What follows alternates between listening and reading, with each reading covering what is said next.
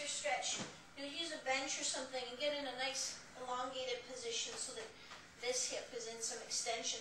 Then you'll bring your elbow inside your knee, put your hand on top of this foot, and then drop the knee, this knee, out to the side a bit.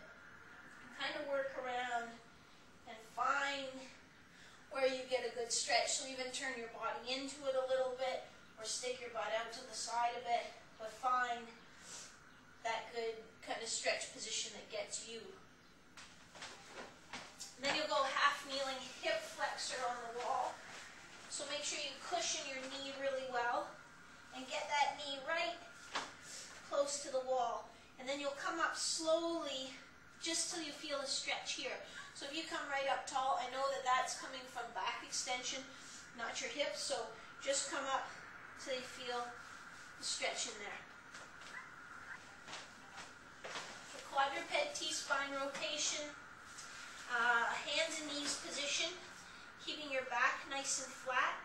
One hand here at the side of your head.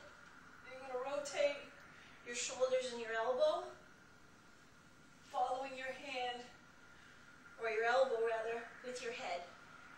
So turn your head, don't tuck your head underneath.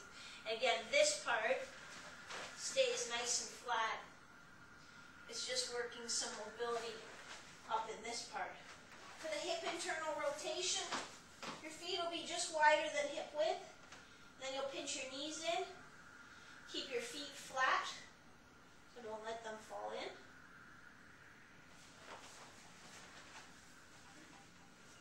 The quadruped piriformis, this one's kind of funny. I think I need to show you from my good side. So you'll put one foot behind your knee here, and I kind of hold it because it slips out. But then you're pushing your butt back on an angle, so kind of on a 45-degree angle, trying to stick it up and back, and you should feel a stretch in there. Then for the core exercises, prone glute activation.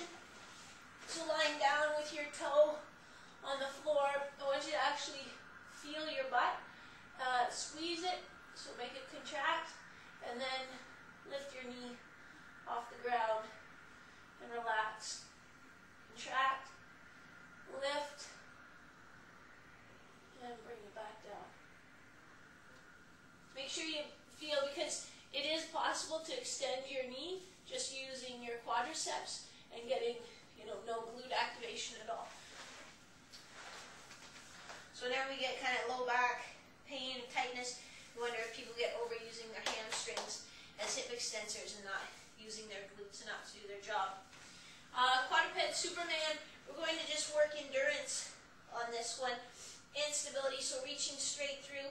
I like to balance like a medicine ball across the back, and then you know if you're really maintaining the stability. Plank and hold, so just your normal. We're not going high volume. I want to make sure we're just reinforcing the proper activation patterns. Same thing, core plank. We'll go from the knees, so you'll sort of sit back in your hips and then come forward to come up into your plank position, and then to come down instead of just plopping down and side bending like that. Sit back in your hips. I know that you can do these from your feet, but again, I just want to not put too much overload so that you bring in accessory muscles. Make sure we keep it so that we're just using the muscles we intend to use. And then finally the TBA and leg lift. This is one where I want the surface of your abdominals to stay relaxed. I want you to draw in just a little bit, and then you're just going to lift one leg up slowly and back down slowly without any change in the tension here in your abdominals. What you'll typically find is when you go to initiate that lift, your stomach either tightens under your fingers or it wants to push out a little bit. So I don't want the surface muscles to tighten.